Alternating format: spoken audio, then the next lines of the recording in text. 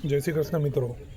હું આપણા ભારતીય એન્ટરટેનમેન્ટ ઇન્ડસ્ટ્રીના એક લેજન્ડ જે ગુજરાતથી હતા, સતીશ શાહ સર, એમને શ્રદ્ધાંજલિ માટે હું પ્રાર્થના કરું છું તથા તેમની આત્માની દિવ્ય આત્માની શાંતિ તથા સદગતિ માટે ભગવાનને પ્રાર્થના કરું છું તથા તેમના પરિવારને શક્તિ મળી રહે.